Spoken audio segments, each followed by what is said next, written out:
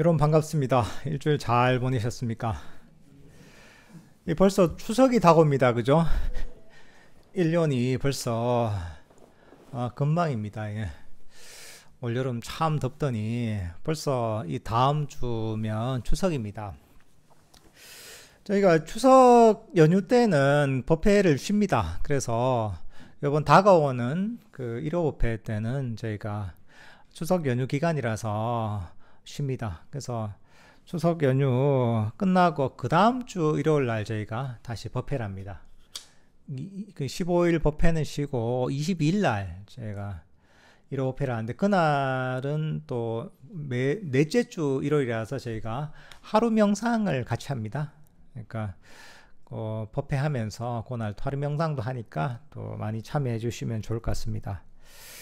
그리고 저희가 또 10월 달부터 10월 5일부터 11월 9일까지 6주간 또 놓아버리기 명상 과정을 합니다. 그래서 이 불교 명상에 대해서 아직 익숙하지 않은 분들이나 또 이 불교 명상을 좀 기초를 체계적으로 배우겠다 하는 분들은 10월 5일부터 하는 그 놓아버리기 명상 과정에 많이 참여하시면 좋을 것 같습니다. 오늘은 법구경을 가지고 오늘 법회를 하겠습니다. 법구경 20장 길, 막가, 왁가, 길의 장을 오늘 다루겠습니다. 한번 읽어보겠습니다. 길 가운데 8가지 바른 길이 최상이고, 진리 가운데 4가지 거룩한 진리가 최상이고, 담마 가운데 열반이 최상이다. 2발을 가진 자 가운데 지혜의 눈을 가진 분이 최상이다. 이것은 유일한 길이다. 봄의 청정을 위하여 다른 것은 없다. 그들은 이 길을 따라라. 이것은 마라를 당혹해 하리라. 길에 관한 내용입니다. 이 길이라는 것이라고 할 때 이 막가라고 합니다. 빨리어로. 이 길로 표현되는 게 여러 가지가 있습니다. 그 중에 여기서 나오는 게 길 가운데 8가지 바른 길이 최상이다. 8가지 바른 길이 뭡니까? 8 정도를 얘기합니다. 길 가운데는 8 정도가 최고라는 거죠. 그리고 진리라고 할 때 우리가 사성제 하면 4가지 성스러운 진리잖아요. 진리 가운데는 바로 4가지 성스러운 진리, 사성제가 최고이고, 그리고 우리가 이 담마, 부처님 법을 얘기할 때는 이 담마에서 최고는 뭐냐? 바로 열반이 최상이다 라고 합니다. 참 이 세 문장이 불교의 핵심을 다 꿰뚫고 있습니다. 우리가 길이라고 할 때, 여기서 길이라고 하는 것은 바로 8 정도를 얘기했는데, 이 8 정도는 괴로움의 소멸에 이르는 최고의 길입니다. 우리가 삶에도 여러 가지 길이 있습니다. 괴로움의 길이 있고 행복의 길이 있습니다. 그죠? 우리를 안락하고 평안한 쪽으로 이끄는 길이 있고, 우리에게 많은 문제들을 일으키고 괴로움으로 이끄는 길이 있습니다. 이 바로 8 정도라는 길은 바로 우리를 괴로움의 완전한 소멸로 이끄는 그런 길입니다. 이 길을 따라가면 바로 괴로움에서 완전히 벗어나서 진정한 행복에 이른다는 거죠. 이 8 정도라는 것, 정견, 정사유, 정어, 정업, 정명, 정정진, 정념, 정정이라는 거죠. 바른 견해, 바른 마음가짐, 바른 말,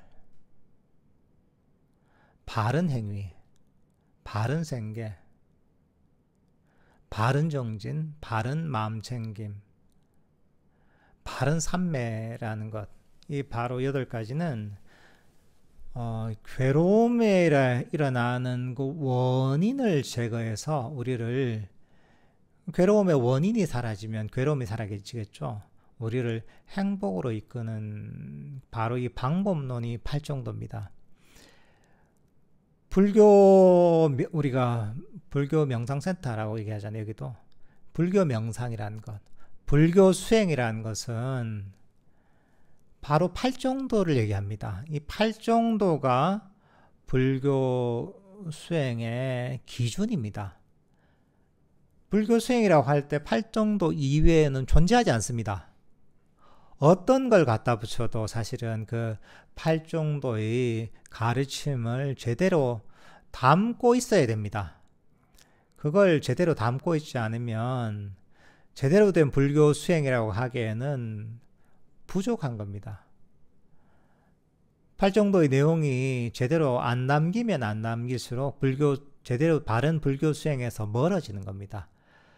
우리가 하고 있는 아나파나사티가 됐든 자해 명상이 됐든 걷기 명상이 됐든 위파사나가 됐든 바로 이 팔정도의 내용을 모두 담고 있어야 됩니다.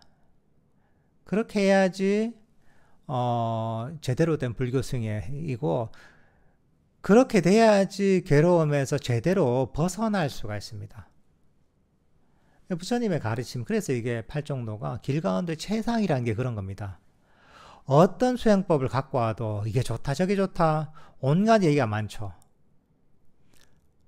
그걸 갖고 와도 그 중에서도 팔정도가 최고인 것이고, 이게 바로 완벽하게 괴로움에서 벗어나는 부처님께서 가르치신 가장 정통의 방법이라는 겁니다.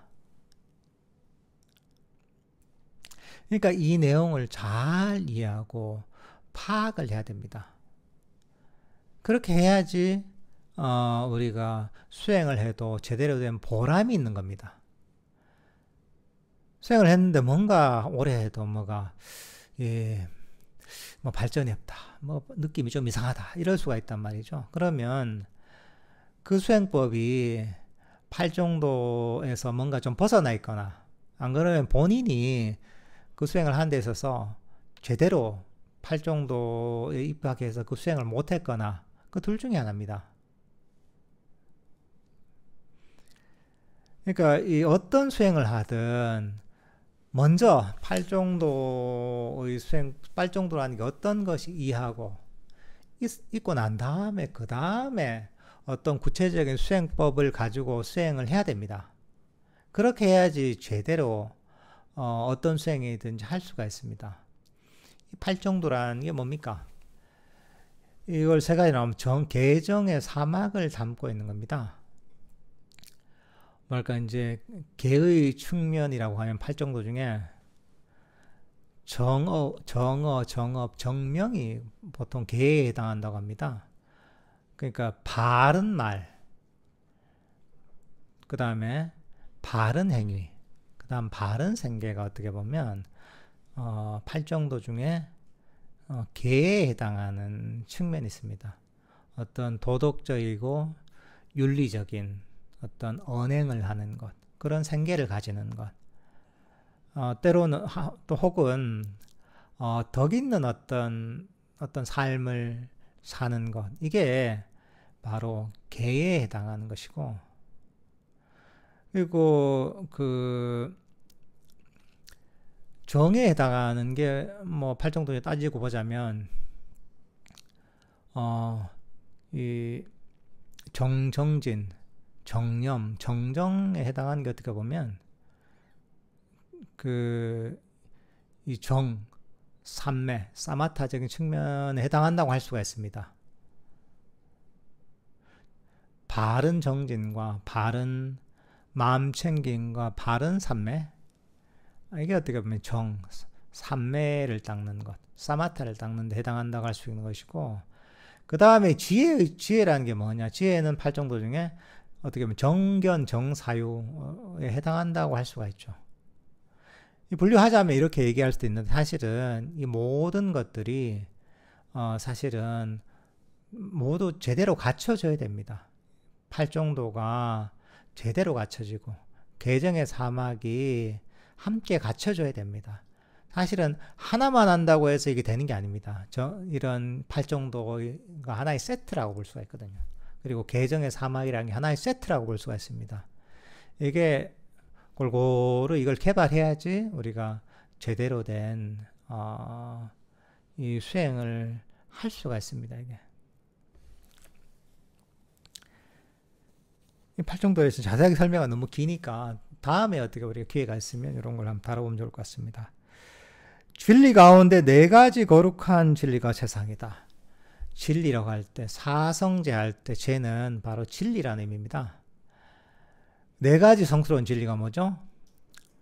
고성제, 집성제, 멸성제, 도성제. 이 사성제 진리가 진리 가운데 최고의 진리입니다. 여러분께서 이 바로 사성제의 진리를 알고 있다면 이 우주에서 가장 최상의 최고의 진리를 알고 있는 겁니다. 이 사성제의 내용이 정말 대단한 겁니다. 바로 고성제가 뭡니까? 괴로움에 관한 진리입니다. 괴로움이라는 게 어떤 것인지. 집성제가 뭡니까? 괴로움의 원인에 관한 진리입니다. 그러면 괴로움은 어떤 원인에서 일어나는지 그걸 전해주는 게 집성제입니다. 멸성제는 뭐냐면 괴로움의 소멸, 괴로움을 소멸된 경지가 어떤 것인지를 알려주는 거죠. 도성제가 뭡니까? 바로 괴로움의 소멸이 이르는 길입니다. 아까 앞에서 봤던 바로 팔정도. 이게 바로 도성제입니다. 그러니까 이 괴로움과 괴로움의 원인과 괴로움의 소멸과 괴로움의 소멸에 이르는 이 길에 관한 진리를 모두 전해주고 있는 게 바로 이 사성제의 가르침입니다. 그러니까 이게 누구나 사실 괴로움에서 벗어나서 행복해지고 싶어 합니다. 그죠? 인간뿐만 아니라 모든 존재는 괴로움에서 벗어나고 싶어 하고 행복해지고 싶어 합니다. 너무나 당연합니다. 근데 그러고 싶지만 내가 괴로움에서 벗어나 행복해지고 싶다고 해서 그렇게 되는 게 아닙니다. 왜? 괴로움도 원인에 있으라고. 그리고 괴로움이 없어져서 진정한 행복이 이루려면 괴로움의 원인을 없애는 그런 길을 따라가고 그런 수행을 실천해야지 우리가 괴로움의 원인을 버리고 진정한 행복에 이룰 수 있는 겁니다. 그리고 괴로움이라는 것도 보면 사람들이 우리가 알고 있는 경험하고 있는 괴로움도 있지만 보통 중생들이 이해하지 못하는 괴로움들도 많이 있습니다. 그리고 흔히 뭐 괴로움이라 하면 생로병사의 괴로움이다. 태어남도 괴로움이고 늙음도 괴로움이고 병듦도 괴로움이고 죽음도 괴로움이다. 보통은 이제 태어나면 왜 괴로움인가 이렇게 그건 보통 잘 이해를 잘 못할 겁니다. 하지만 태어나면서부터 우리는 극심한 괴로움을 겪습니다. 애들이 태에서 나오면 어떻습니까? 나오자마자 빵긋빵긋 즐거워서 웃지 않잖아요. 울잖아요. 그죠? 왜? 나오면서 벌써 고통을 느끼는 겁니다. 완전히 그 뱃속에 있을 때하고는 다른 어떤 환경에 접하면서 벌써 괴로움을 느끼는 겁니다. 태어나면서부터 사실은 그 괴로움을 겪습니다. 산모도 진통의 고통을 겪지만 그 아기도 똑같이 그런 진통과 유사한 그런 괴로움을 벌써 태어날 때 겪습니다. 태어나서도 그런 괴로움을 겪는 것이고, 그리고 이 생로병사의 괴로움이 있고, 그 다음에 뭐냐면 우리가 원하는 것을 얻지 못해서 괴롭고, 그죠? 때로는 내가 좋아하는 사람과 헤어져서 괴롭고, 그죠? 미워하는 사람을 자꾸 봐서 나는 보기 싫은데 꼭 맨날 직장에 가면 봐야 되고 학교에 가면 봐야 되니까 괴로울 때도 있잖아요. 미워하는 사람도 만나서 괴롭고, 그러니까 우리가 일상에서 많은 괴로움을 겪잖아요. 근데 사실은 좀 더 근본적으로 가자면 이 우리가 오음성고라 하거든요. 이 오온이라는 거, 이 색수상행식이라고 하거든요. 그러니까 우리 몸과 마음을 가졌다는 것 자체가, 이 자체가 사실 괴로움이라는 거. 이까지는 사실은 이해가 잘 안 되죠. 그렇지만 이 우리 몸과 마음을 우리가 가지고 있다는 것 자체가 사실은 괴로움입니다. 그 괴로움이라는 게 사실은 모든 부분에 뻗쳐 있는 겁니다. 사실 보통 사람들이 이때는 행복하고 이때는 괴롭다 하잖아요. 그럴 때가 있지만 수행을 통해서 법에 대한 이해가 깊어지다 보면 나중에는 내가 행복이라고 생각했던 것조차도 사실은 괴로움이었구나 하는 걸 알 때가 오는 거죠. 지혜가 깊어지면. 그런 어떤 괴로움의 이 본질에 대해서, 실체에 대해서 가르쳐 주는 게 바로 고성제입니다. 우리 삶에서 괴로움이 어떤 것인지를 제대로 가르쳐 주는 거죠. 집성제가 뭐냐? 그러면 그 괴로움들이 어디서 생기는가? 어떤 원인에 생기는가를 가르쳐 주는 게 바로 집성제입니다. 이게 사실은 너무 중요한 거죠. 사람들이 어쨌든 겪는 괴로움들 있잖아요. 그것도 그냥 생긴 게 아니라 일체의 괴로움은 원인에 의해서 생긴다는 거죠. 우주를 지배하는 법칙이 뭐냐 하면 인과의 법칙입니다. 원인에 의해서 어떤 것이 일어나는 것이지 원인 없이 일어나는 건 없습니다. 흔히 양자역학 이런 데서는 원인도 없이 그냥 랜덤으로 일어난다 이런 얘기도 하지만, 그거는 이제 어떻게 보면 우리가 이해할 수 있는 수준에서 사실 그런 것이고, 실제로는 어떤 것이든 우리 인간의 어떤 인식이 미치든 미치지 못하든 모든 것은 원인에 의해서 일어나는 겁니다. 괴로움이라는 것도 마찬가지입니다. 괴로움도 그냥 일어나는 것 같지만 모두 원인에 의해서 일어난다는 거죠. 이걸 아는 게 중요한 거죠. 실제로 원인에 의해서 일어나지 않으면 우리가 괴로움에서 벗어날 길이 없습니다. 랜덤으로 막 일어난다 하잖아요. 그거는 죄수에 맡겨야죠. 그죠? 근데 그런 게 아니라는 거죠.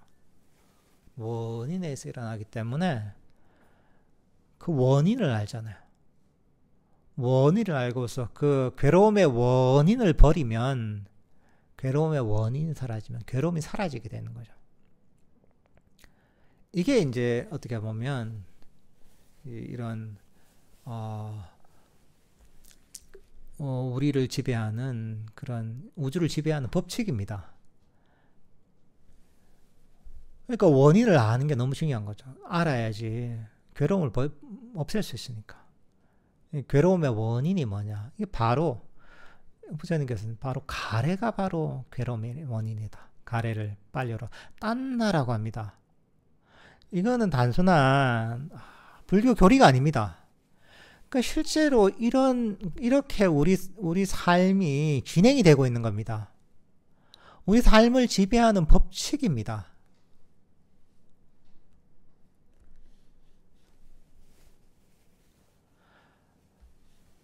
무슨 경제가 어렵다고 하잖아요. 경제가 어려운 그냥 어려운 게 아니에요. 다 이게 보면 세계 경제하고 다 연동이 돼 있잖아요. 이게. 그런 여러 가지 원인에 의해서 우리 한국의 경제도 호황을 이뤘다, 이제 불황에 빠졌다가 하는 것처럼, 바로 우리 삶을 지배하는 괴로움과 행복이라는 것도 원인에 의해서 일어나고, 그 원인이 사라지면 사라지는 겁니다. 이게 우리 삶을 지배하는 겁니다, 이게. 근데 이 문제는 뭐냐면 사람들이 이걸 잘 모른다는 게 문제예요. 무엇 때문에 괴로움이 일어나고 어떻게 해야지 괴로움에서 벗어날 수 있는지를 모르는 거예요. 부처님께서 그걸 가르쳐 주신 겁니다.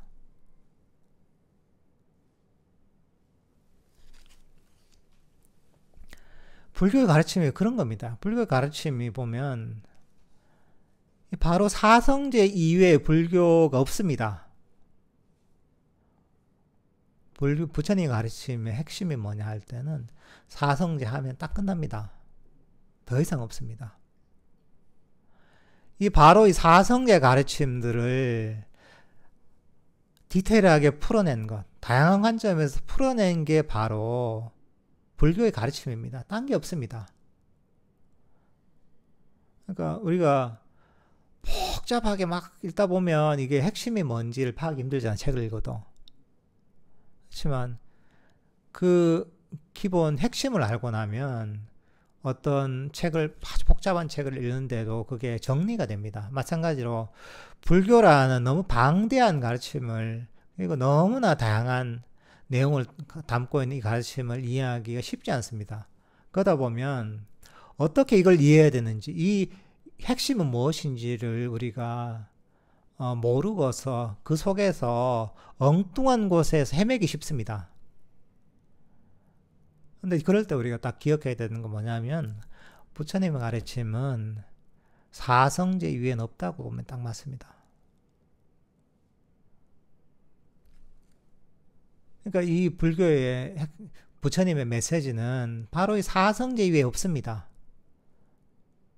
그러니까 이 두 번째, 집성제, 괴로움의 원인에 관한 진리도 부처님께서 너무나 전해주고 싶었던, 우리에게 전해주려고 하셨던 진리의 핵심입니다. 이게 괴로움의 원인에 관한 진리.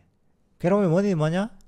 바로 가래가 괴로움의 원인이다. 딴나. 가래가 뭐냐? 아주 더울 때, 요즘 같은 날이죠. 더울 때 막 땀을 뻘뻘 흘려서 막 이 갈증이 날 때 있잖아요. 그럴 때 물을 얼마나 마시고 싶어하죠. 물 파는 거예요, 이게. 그럴 때 그렇게 이제 갈증 나는 상태가 바로 이 바로 가래라는 거죠. 물 끊임없이 물을 마시고 싶은 거죠. 그런 갈증이 나는 거죠. 끊임없이 더 하는 거죠. 목마른 자가 물을 찾는 것처럼 우리는 끊임없이 더 하는 바로 이 욕망, 욕구가 바로 이 괴로움의 원인이라는 거죠. 근데 문제는 뭐냐? 채워지지 않는다는 거지, 갈증은. 이 갈증이 보면, 물을 좀 마시고 채워지면, 인간은 채워지지 않는 거죠. 물 마시면, 목마른 사람이 물 마시면, 아이고, 이제 살만하다지만, 근데, 이 중생들의 어떤 가래는 채워질 수 없다는 거죠. 조금 채워진다면 또 다른 걸 원하고, 또 채워지고 나면은 또 더 원하는 게 바로 이 가래의 본질입니다, 이게. 아무리 물을 갖다 목구멍 안에다 부어도 진짜 밑 빠진 독에 물 붓는 것처럼 끊임없이 채워지지 않고 빠져나가는 게 이 바로 가래의 본질입니다. 그 중생들은 뭐냐? 이 더한 욕구를 계속 채우려고 하는 게 중생들의 삶이에요. 이걸 보면 뭐 다르게 표현하면 욕망이라고 얘기하기도 하고, 탐심이라고 얘기하기도 하기도 하고, 탐진치, 삼독심 있잖아요. 뭐 그거라고 얘기할 수도 있습니다. 번뇌라고 얘기할 수도 있습니다. 어차피 속성은 같은 거야. 끊임없이 더 하면서 끊임없이 욕망을 이렇게 욕구를 채우려는 바로 그게 괴로움의 원인이라는 거예요. 이게 사실은 너무나 쇼킹한 겁니다. 왜? 우리가 삶을 사는 방식을 완전히 거부하는 가르침입니다. 왜 어떻습니까? 우리는 욕구를 채우게 살아갑니다. 끊임없이 내가 원하는 걸 이루고 성취하고 얻기 위해서 살아갑니다. 이게 우리 중생들의 삶입니다. 어려서부터 죽을 때까지 그렇습니다. 숨이 꼴싹꼴싹 넘어갈 때도 더 하면서 우리가 죽음에 이르는 게 중생의 삶입니다.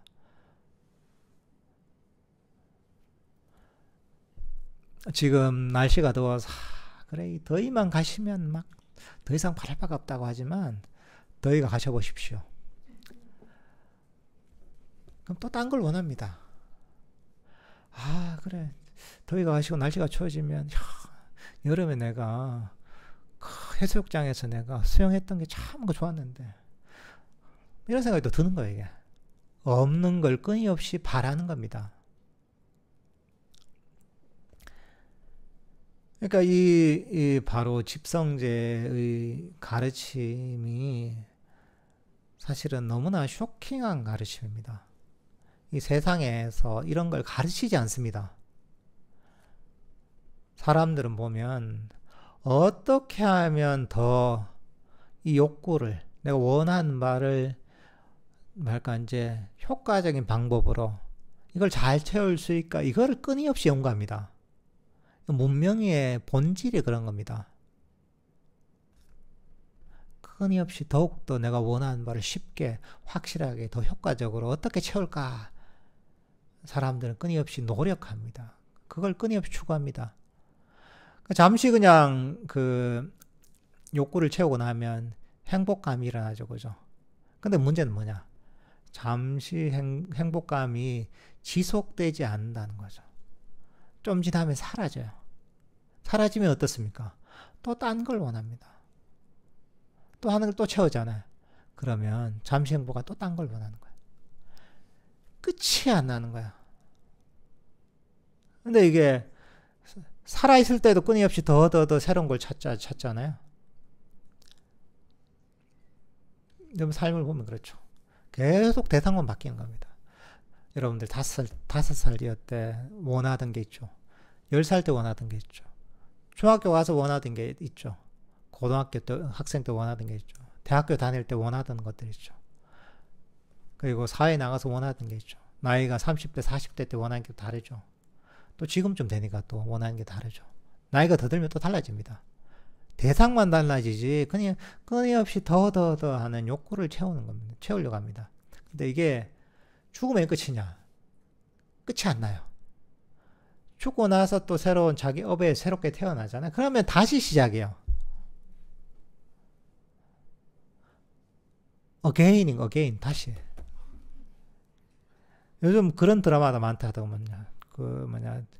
다시 이제 뭐 태어나서 뭐 이런 거 봤는데, 근데 그게 뭐 이상한 게 아닙니다. 다 그렇습니다. 이제 다시 태어나는 겁니다. 이게 누구나 우리가 완전히 업의 굴레에서 벗어나지 않는 한 누구나 다시 태어나는 겁니다. 그렇게 해서 이제 또 다시 시작하면서 또 더 새로운 걸 찾으면서 끊임없이 가는 거죠. 그 과정에서 욕구를 채울 때 잠시 행복하지만 또 괴로움이 일어납니다. 또 복이 있어서 보면 조금 그래도 행복이 그래도 많은 상황에 태어나면 그나마 복 있는 삶이고, 자기 악업을 많이 지면 굉장히 괴로운 또 삶을 또 경험하게 됩니다. 그러니까 이게 끊임없이 업에 따라서 조금 행복한 세상에 태어났다가 또 아주 괴로운 세상에 태어났다가 행복한 세상에 태어났다가 괴로운 세상에 이는 끊임없이 업에 따라서 뭐 그런 수업 승침이라고 하거든요. 업에 따라서 그 행복한 천상처럼 행복한 세상에 태어났다가 때로는 지옥과 같은 괴로운 세상에 태어났다가 이걸 끊임없이 반복하는 게 중생의 삶입니다. 그래서 우리가 그 쌈사라고 하잖아요. 윤회라고 하는 게 끊임없는 방랑입니다. 끊임없이 왜 방랑하느냐? 그 방랑하는 이유는 뭐냐? 끊임없이 욕망의 대상을 쫓아가는 겁니다.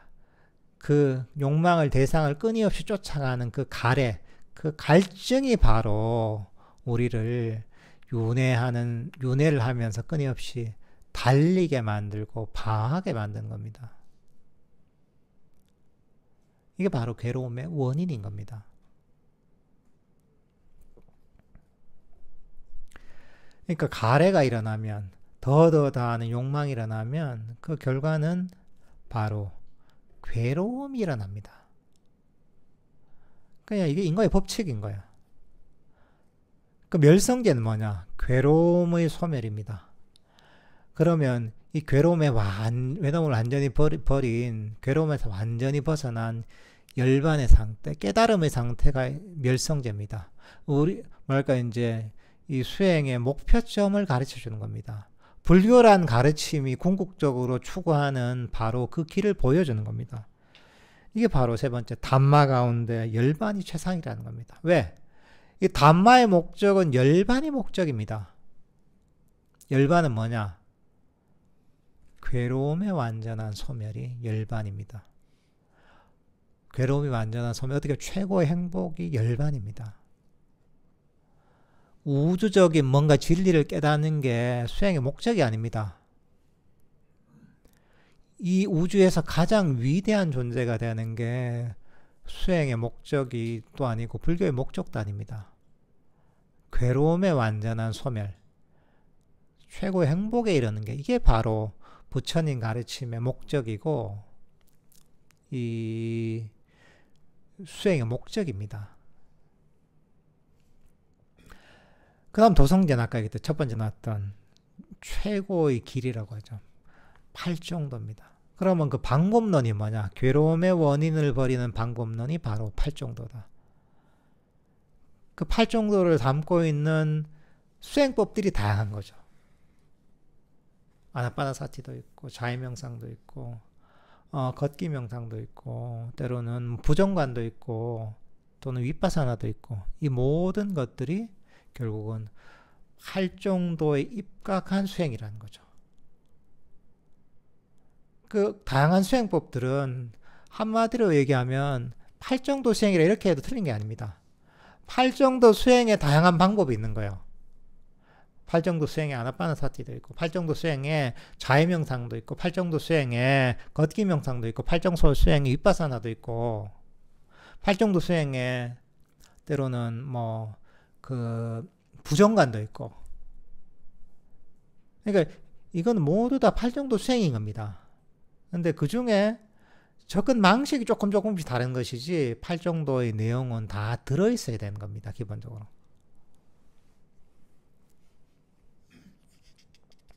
이걸 통해서 바로 괴로움의 원인인 집성제, 가래, 탐진치 이걸 5가지 장애, 번뇌라고 할 수가 있습니다. 이거를 버리는 방법론이 바로 팔정도 도성제라는 거죠. 그러면 괴로움의 원인이 사라지면 우리는 괴로움에서 벗어나서 진정한 행복에 이룰 수 있는 것으로 궁극적으로는 끊임없이 윤회하는 업에 의해서 윤회하는 이런 괴로움의 사이클에서 완전히 벗어날 수 있는 것 이게 바로 이 수행의 목표인 겁니다.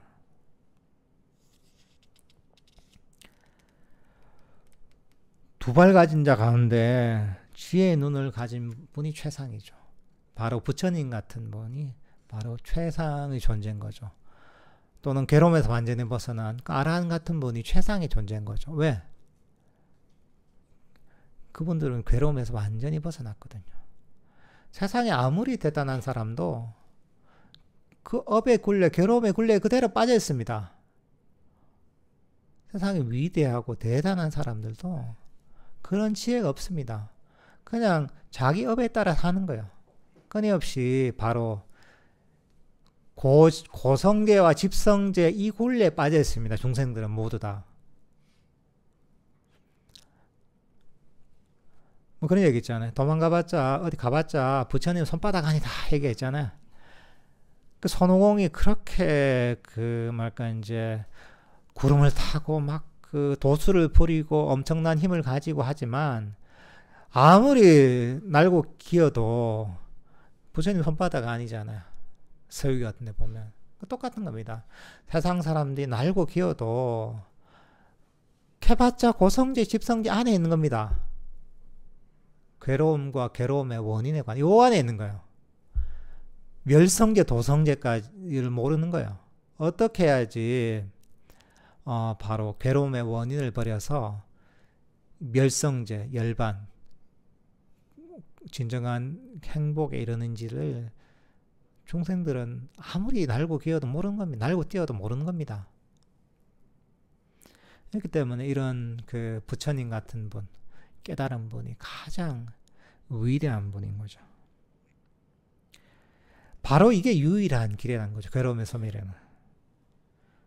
그리고 이 지혜의 청정한 지혜를 위해서 다른 길은 없다는 거죠. 이게 바로 이 길을 따라가면 이게 바로 마라를 당혹케 한다고 하는 거죠. 마라라는 것은 불교에서 얘기하는 흔히 악마라고 하죠. 우리가 번뇌를 어떻게 보면 상징적으로 표현하는 겁니다. 탐진치를 상징적으로 표현하는 겁니다. 아까 괴로움의 원인인 가래를 상징적으로 표현하는 겁니다. 부처님 깨달으실 때 보면 그 과정에서 마라에 관한 얘기가 나옵니다. 때로는 부처님 아주 이런저런 정말 공포스러운 위협을 가하면서 부처님을 위협해서 공포를 일으키려고 하기도 하고, 때로는 무슨 마라의 딸들을 가지고 부처님을 유혹하는 이런 내용도 나오고, 때로는 그 명예나 자만심 이런 걸 가지고 유혹을 하는 이런 부분도 나옵니다.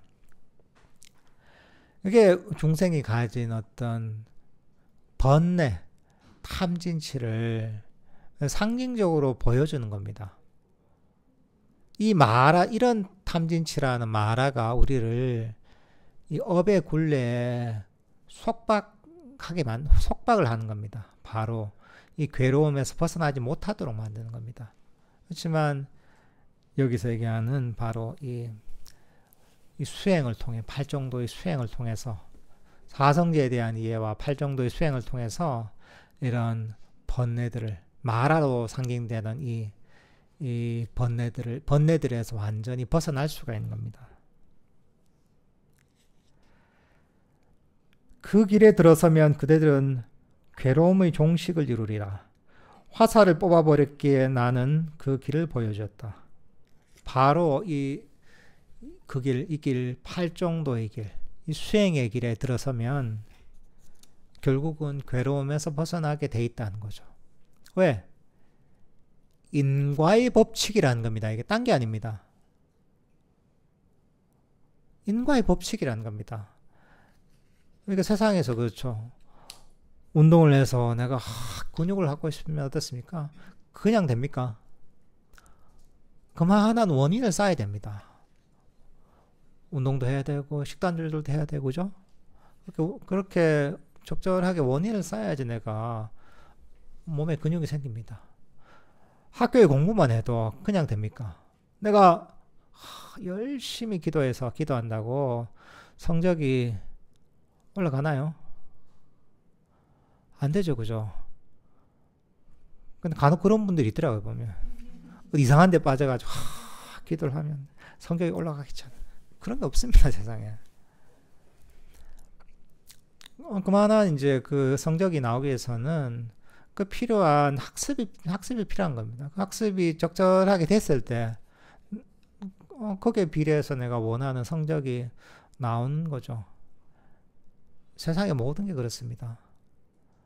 원인이 쌓여야 됩니다. 근데 부처님의 가르침은 바로 괴로움의 소멸에 이르는 바로 그 원인을 쌓는 과정입니다. 아까 이때 사성 얘기했잖아요. 그냥 그게 그대로 우리의 삶에 적용이 되는 겁니다. 괴로움의 소멸에 이르는 실천적 방법론인 팔정도, 개정의 사막의 수행을 잘 닦다 보면 우리가 궁극적으로는 괴로움의 완전한 종식에 이를 수가 있는 겁니다. 부처님은 바로 그런 괴로움이라는 이 화살로 비유되는데, 나한테 박혀있던 괴로움의 화살을 뽑아버리는 거죠. 뽑아버렸으니까 바로 당신은 그 경험을 통해 우리에게 이 가르침을 전해주고 보여주시는 겁니다. 당신의 가르침은 머리에서 나온 철학이 아닙니다. 불교의 가르침은 부처님께서 책을 수백 권 보고 연구해서 이런 어떤 불교라는 철학을 만들어낸 게 아닙니다. 이 불교라는 종교는 다른 종교가 사실 완전히 다릅니다. 불교라는 종교는 머리에서 나오는 것도 아니고 책에서 나오는 것도 아닙니다. 이거는 괴로움의 소멸의 체험을 우리에게 전해주는 겁니다. 어떻게 해서 괴로움에서 벗어났고, 그리고 그걸 보여줌으로 해서 우리도 거기에서 체험을 통해서 괴로움에서 벗어날 수 있도록 그 길을 보여주는 게 바로 이 불교의 가르침입니다. 사성제라는 게 이론이 아닙니다. 체험 수기인 거예요, 체험 수기, 이게. 근데 그 체험을 좀 이해하기 쉽게 그걸 잘 풀어낸 거죠. 어떻게 하면 당신들도 나처럼 될 수 있는가? 이걸 가르쳐 주는 게 부처님의 가르침인 겁니다. 뭐 그런 거 있죠. 옛날에 수능 같은 거 볼 때, 수능 만점자가 책을 써가지고, 어떻게 내가 공부를 했는가, 이런 체험 수기를 막 책으로 내가지고, 그게 베스트셀러가 되기도 했잖아요. 옛날에 장승수 씨? 공부가 제일 쉬웠어요. 이런 책처럼, 어떻게 공부를 했고, 그 나름의 노하우를 체험을 통해 전해주고 있잖아요. 그러니까 부처님은 그거예요. 그러니까 수능 만점 사례처럼 괴로움의 완전한 소멸에 그 체험 수기가 바로 이 부처님의 가르침이고, 불교라는 가르침인 거예요.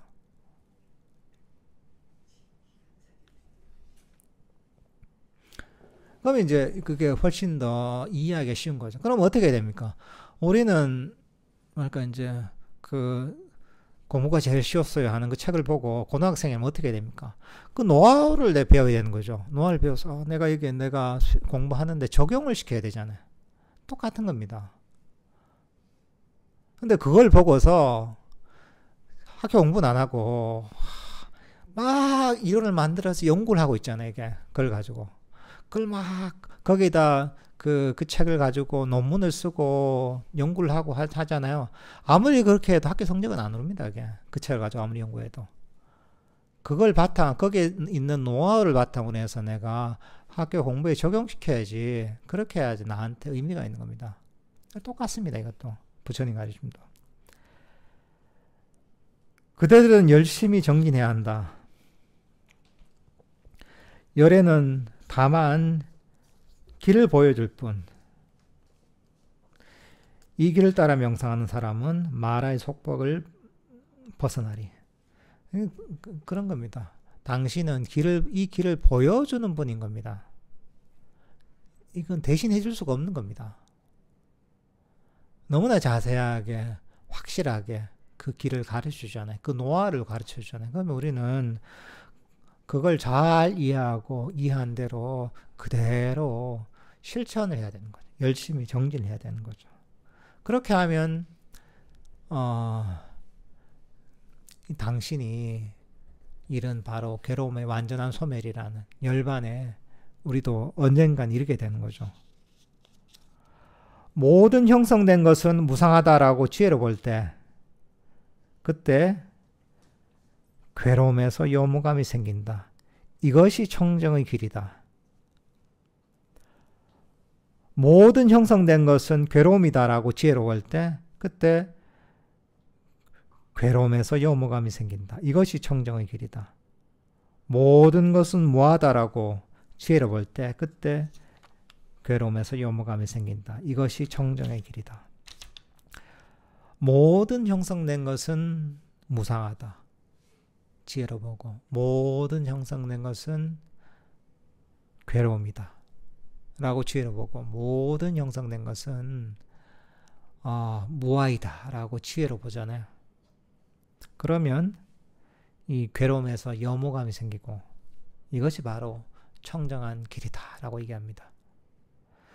무상고 무아의 지혜를 얘기하잖아요. 무상하다. 괴로움이다. 무아이다. 이걸 지혜로 보라고 하잖아요. 왜 그런 무상고 무아를 자꾸 얘기하실까요? 무상고 무아를 알아서 뭘 할까요? 예? 무상하다라고 하잖아요.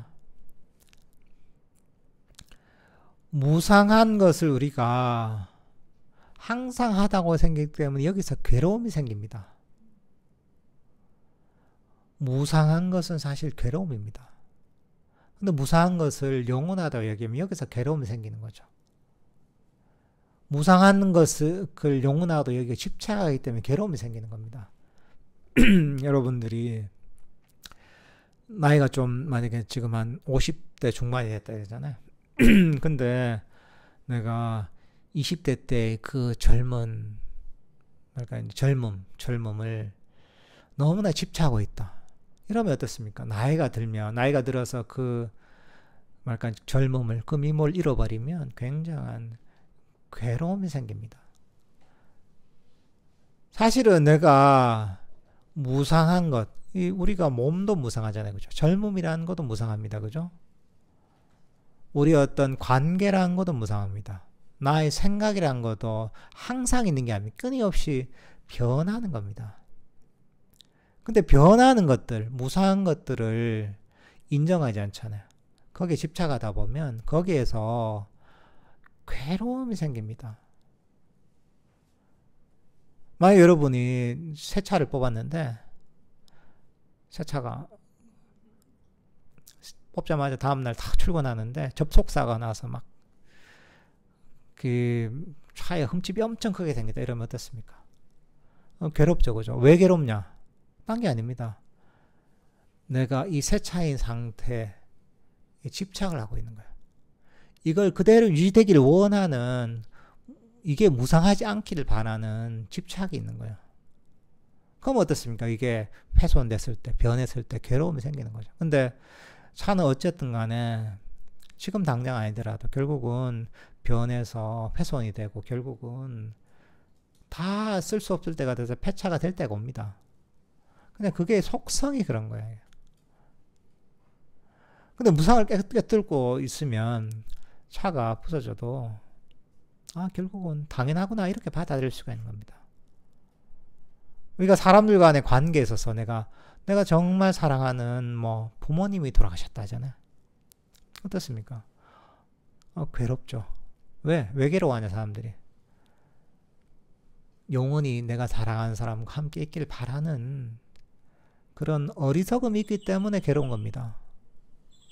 사실은 그건 불가능한 거잖아요. 무상한 거죠. 무상한 거를 깨닫고 있으면 거기에 집착이 사라집니다.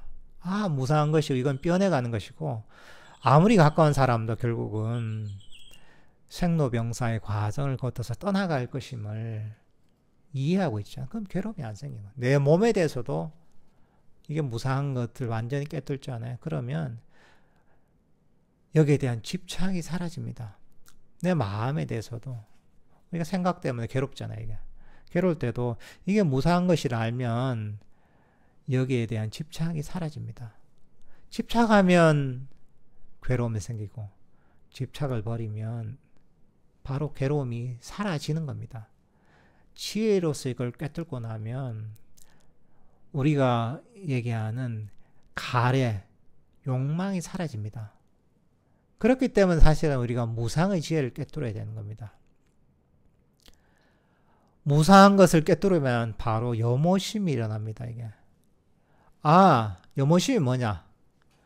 이게 내가 집착할 게 아니구나 하고 아는 거죠. 몸에 대해서도 젊음이라는 것도 집착할 게 못 되는 거구나. 밖에 내가 집착했던 돈이라는 것도 결국은 저것도 변해서 사라지는 거구나. 이런저런 물건이라는 것도 결국은 영원한 게 아니고 변해 사라지는 거, 별게 아니구나 하고서 거기에 대해서 이제 일종의 환상이랄까, 집착이 깨지면서 거기에 대해서 관심이 사라지게 되는 거죠. 그럼 어떻게 되냐면 우리가 집착과 가래가 사라지면, 이걸 놔버리면 여기서 바로 행복감이 생깁니다. 고통의 진리를 깨닫는 것입니다. 우리가 무상하고 모든 것은 무상한 것이거든요. 그래서 사실 무상한 것은 괴로움입니다. 사실은 내가 행복이라고 생각했던 것들도 결국은 괴로움의 속성을 담고 있음을 아는 겁니다. 내가 너무나 행복감을 느꼈던 줬던 물건도 그게 훼손되면 어떻습니까? 괴롭습니다. 내가 아끼고 아끼던 가방이 있는데 어느 날 그게 보면 조카가 와서 김치 국물을 확 이제 엎어버렸다.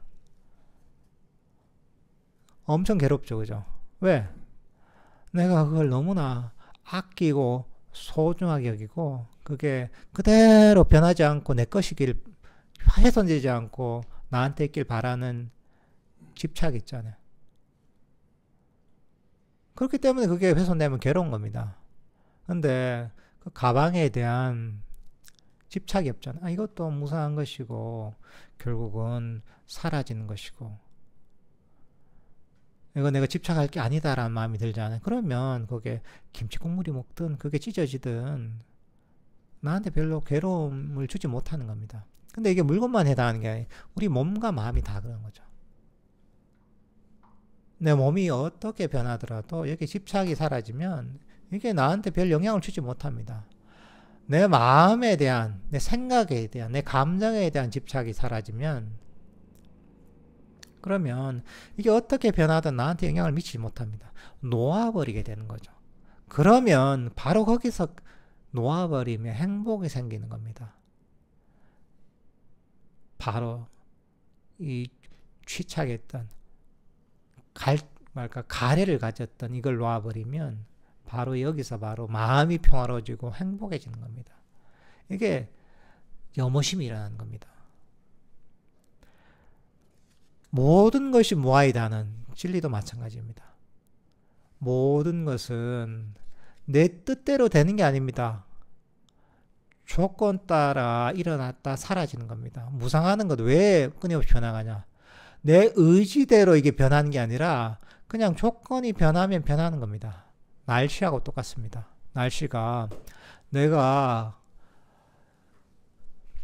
더우라면 덥고 추워지라면 추워지는 게 아니잖아요. 따뜻해지라 하면 따뜻해지고 시원해지라면 시원해지지 않잖아요.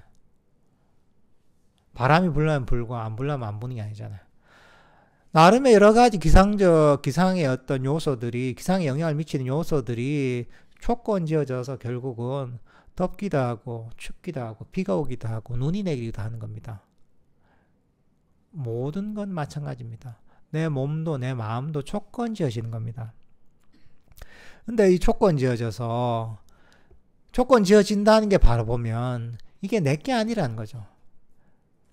내 거라면 내가 원하는 대로 돼야 되는 거야. 내가 원하는 대로 되는 게 아닙니다. 내 몸도 내 원하는 대로 되는 거야. 안 됩니다. 우리 언제나 건강하고 언제나 젊음을 유지하고 싶지만 안 되죠, 그죠? 나는 학교에서 언제나 공부도 잘하고 돈도 잘 벌고 싶지만 됩니까? 안 되죠. 내 뜻대로 안 됩니다. 내가 산 차가 언제나 새 차처럼 유지되기를 원하지만 됩니까? 안 됩니다. 내 마음이 나는 언제나 평화롭고 행복하기를 원하지만 그게 됩니까? 안 됩니다. 세상 모든 것들이 내 뜻대로 되는 게 사실 없습니다. 왜? 내게 아니기 때문에. 그것도 조건지어져서 그렇게 되는 겁니다. 때로는 내 뜻대로 되는 것처럼 될 때처럼 그렇게 느껴질 때도 있죠. 그게 사실 그래서 그런 게 아닙니다. 그냥 여러 가지 조건이 맞아서 그런 겁니다. 어떤 사람 성공할 때 이야 내가 하면 다 된다죠. 근데 그게 계속 그렇게 되던가요? 잠시 성공하다 좀 지나면 이 조건이 안 맞아지면 그렇게 잘 나가던 사람도 순식간에 꼬꾸라지는 경우가 너무 많죠. 왜? 본인의 의지로 그렇게 되는 게 아니에요. 단지 여러 가지 조건이 맞아서 그렇게 되는 겁니다. 그러니까 우리가 내 뜻대로 안 되는 걸 내 뜻대로 하려고 다 하면 거기서 괴로움이 생기는 겁니다. 근데 이걸 본질을 깨뜨리고 이건 내 뜻대로 되는 게 아니구나. 결국은 조건 지어지는 것이구나. 내게 아니구나 하는 마음을 일으켰잖아요. 그러면 움켜쥐었던 집착을 놓아버리게 됩니다. 놓아버리면 그게 어떻게 변하든 내하고 관계없는 일입니다. 그럼 내가 그것 때문에 괴로워할 이유가 없는 겁니다. 미국에서 로데오 경기 같은 게 있죠. 완전히 뭐 미쳐 날뛰는 그런 황소 위에 탁 잡고 막, 그래서 오래 버티려고 하잖아요. 근데 그 황소 위에 버티려고 하면 어떻습니까? 황소가 미쳐 날뛰면 나도 같이 막 미쳐서 날뛰게 됩니다, 같이. 왜? 그 황소에 올라와서 그 뿔을 잡고 있으니까 그런 거예요. 근데 나는 거기서 내려오면 내하고 아무 관계가 없어요. 황소가 미쳐 날뛰든지 말든지 나하고는 관계없는 일이 되는 거예요. 우리 몸과 마음이 돼서도 마찬가지입니다. 세상이 돼서도 마찬가지입니다. 이게 내게 아니라고 여기면 그게 우리에게 영향을 미칠 수가 없습니다. 그게 어떻게 되든 우리는 평화로울 수 있는 거죠. 이렇게 해서 우리 마음이 평화로울 수가 있는 겁니다. 이게 바로 이 지혜가 일어나는 것이고, 이렇게 해서 우리는 지혜를 개발할 수가 있습니다. 노력해야 할 때 노력하지 않고, 젊고 강하지만 게으르고 마음과 의지가 지쳐 빠진 그런 무기력하고 나태한 사람은 지혜의 길을 찾지 못한다. 그러니까 세상에는 다 노력을 해야 되는 겁니다. 그렇지만 그냥 노력이 아니라 바른 노력을 해야 된다는 거죠. 그래서 팔정도에서도 정진이 있습니다. 바른 정진, 바른 노력입니다. 바른 노력은 뭐냐? 법에 따라, 담마에 따라 노력하는 겁니다. 그러니까 담마에 따라 뭐냐? 바로 이 사성제와 팔정도에 따라서 노력하는 겁니다. 예를 들면 정견이라고 하면 그 뭐 사성제를 잘 이해하는 게 정견이라고 할 수가 있죠. 정사위라고 하면 바른 마음가짐이라고 할 수 있는 거죠. 그러니까 놓아버리고 부드럽고 친절한 태도를 가지고 있는 게 정사유죠. 정어는 뭡니까? 바른 말이죠. 남들을 욕하지 않고 이간질할 말을 하지 않고 때로는 뭐 속이는 말을 하지 않는 이런 것들이 또 정어죠. 또 바른 행위도 뭐 5가지, 5개가 있죠. 살생하지 않고, 도둑질하지 않고, 삿된 음행을 하지 않고, 거짓말하지 않고, 술이나 중독성 약물을 먹지 않는다. 뭐 이런 것들이 보면 정업이라고 할 수 있잖아요. 예를 들면은 이런 어떤 팔정도를 잘 이해하고 여기에 입각해서 여기에 따라 살 수 있도록 노력하는 게 바로 이게 정진이라고 할 수 있는 거죠. 쉽게 얘기하자면 선법을 개발하고 불선법을 버리는 거예요. 정진은 그냥 열심히 앉아있는 게 노력이 아닙니다. 1시간, 2시간, 5시간, 6시간 오래 앉아있다고 그게 정진이 아닙니다. 정진은 바른 법에 대한 이해를 바탕으로 해서 팔정도를 잘 실천하는 것, 이게 정진이라고 할 수가 있습니다. 말을 조심하고 마음을 잘 절제하고 몸으로 악행을 짓지 말라. 이 3가지 행위의 길을 깨끗이 하라. 성자의 알려진 길을 성취하라. 말을 조심하고 마음을 절제하고 몸으로 악행을 짓지 말라. 신구의 삼업을 청정히 하라. 이런 얘기 많이 들어봤죠. 그죠? 몸으로 또는 말로 또는 생각으로 이걸 잘 절제하는 겁니다. 이것도 훈련인 겁니다. 내가 하고 싶은 대로 한다고 해서 그게 되는 게 아닙니다. 습관적으로 내가 행동하던 것들을 버리고 법을 이해하고 거기에 따라서 잘 실천해야 됩니다. 그러니까 말하는 것도 사실 우리가 진짜 조심해야 됩니다. 말이 우리의 어떤 생각을 형성하고 우리의 행동을 또 이끌어냅니다. 그게. 그러니까 말을 해도 우리가 의도적으로 오면 부드럽게 남들을 거칠게 얘기하는 이런 말을 버려야 됩니다. 거칠거나 공격적인 또 그런 어떤 습관이 있다면 그걸 버리려고 노력해야 됩니다. 때로는 우리가 사람들이 몇 명 모이면 남들 험담하기 싫거든요. 세상에서 제일 맛있는 게 보면 남들 씹는 게 보면 제일 맛있잖아요. 그죠? 그러니까 이런 것들도 보면 습관이거든요. 그런 것들도 버리려고 해야 되는 거예요. 남들을 험담하거나 약점을 찾거나 그런 습관이 있다면 그걸 자꾸 돌려야 돼요.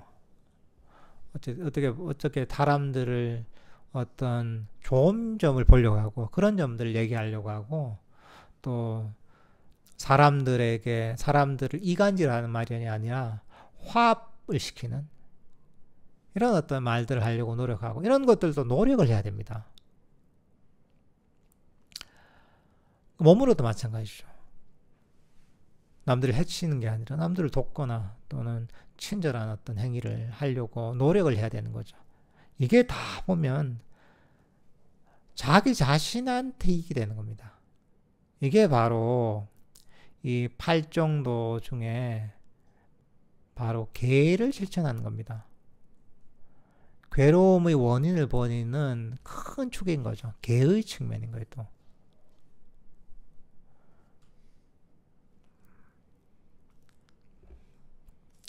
이런 것들도 잘 실천하려고 노력해야 됩니다. 명상으로부터 지혜가 생긴다. 명상이 없으면 지혜가 상실된다.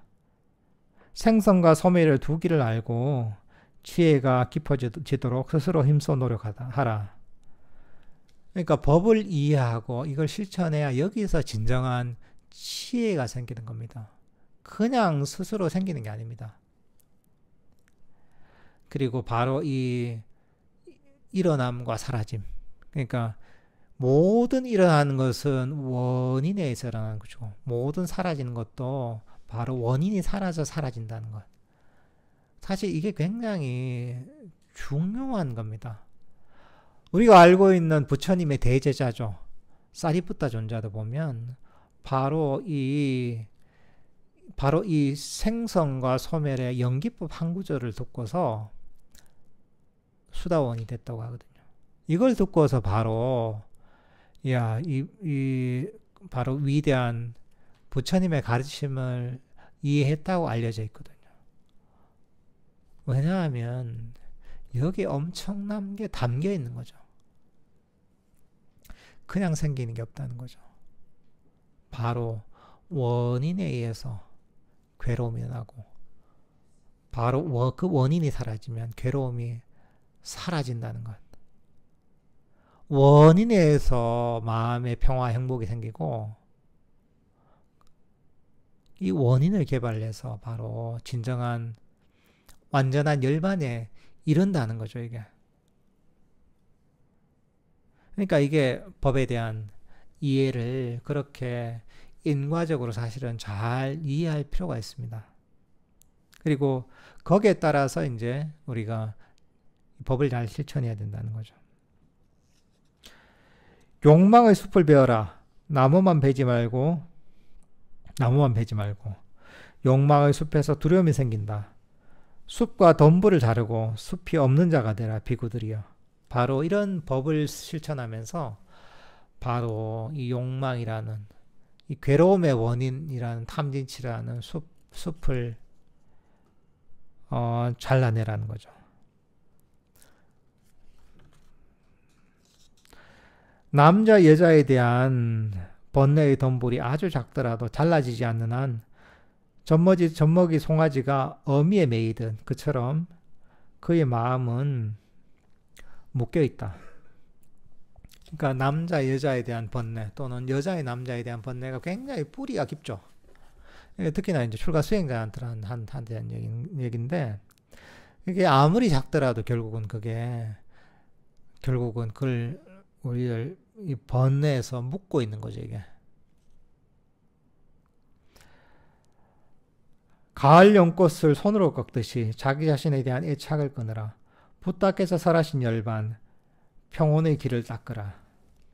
나는 여기서 우기를 지낼 것이다. 여기서 겨울도 여름도 지낼 것이다. 이와 같이 어리석은 자는 생각한다. 그는 죽음의 위협을 알지 못한다.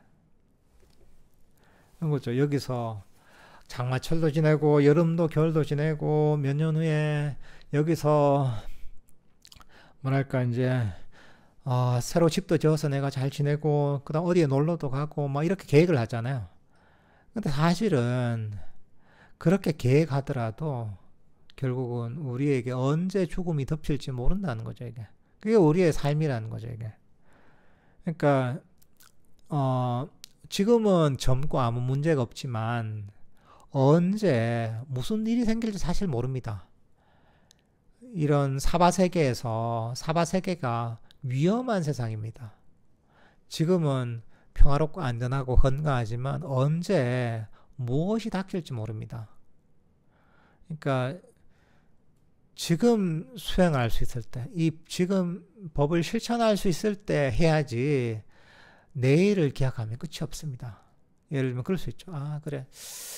내가 퇴직이 10년쯤 남았으니까 10년 퇴직하고 열심히 해야지. 그래 60이니까 5부터 내가 열심히 해야지. 매일 이렇게 생각할 수 있단 말이죠. 근데 사실은 이 세상 일은 어떻게 될지 모릅니다.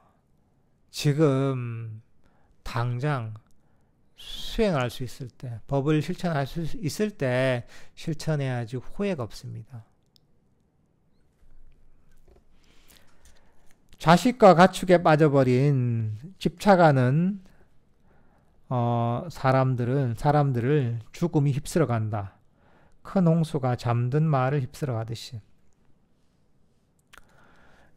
지금 잠들어 있는, 그러니까 이제 마을에 잠들어 있는 사람이 큰 홍수가 나서 그냥 잠든 사이에 그 마을과 집과 그 사람까지 확 휩쓸어 가듯이, 바로 이 집착이라는 것, 번뇌라는 것이 바로 우리를 어느 순간에 확 휩쓸어서 우리가 업의 그런 급류에 휘말리게 만드는 거죠, 이게.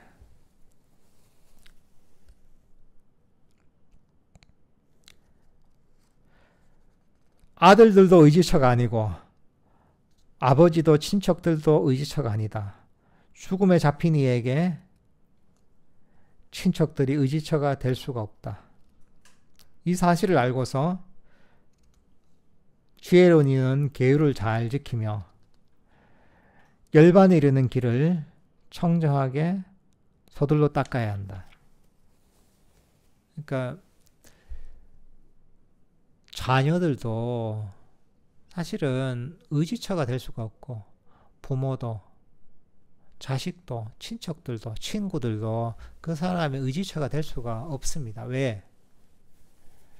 결국은 모두 각자의 업에 의해서 태어나고 업에 의해서 또 죽습니다. 업에 의해서 각자 새로운 세상에 태어납니다.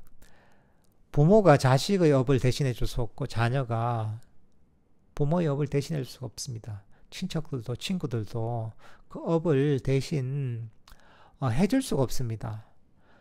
스스로 지어서 스스로 받는 게 업의 법칙입니다. 그러니까 항상 그걸 기억해야 됩니다. 우리는 업의 상속자라는 거죠, 이게.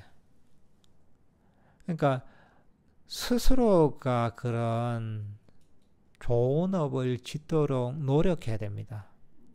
부처님 법을 잘 배워서 좋은 업을 짓고 수행을 통해서 그 업을 청정하게 만들고, 궁극적으로는 이 업의 굴레에서 벗어나서 완전한 자유와 평화에 이르도록 노력을 해야 되는 겁니다. 남들이 대신해 줄 수가 없는 게 바로 우리의 삶입니다. 그러니까 이제 이런 부처님의 법을 만났을 때 이 아주 소중한 법들을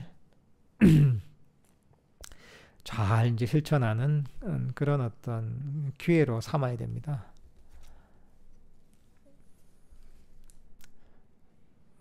요번 이제 또 추석 연휴가 다가오는데요. 여러분들도 친척들도 만나고 자녀들도 만나지만 반갑게 만나서 놀기도 하시지만, 그렇게 생각하시면 쟤들도 내 업을 대신해 줄 수가 없구나. 친척들도 친구들도 내 업을 대신해 줄 수 없구나. 그래, 내가 스스로 부처님 법을 잘 닦는 수밖에 없구나 하는 마음을 좀 잘 되새겼으면 좋겠습니다.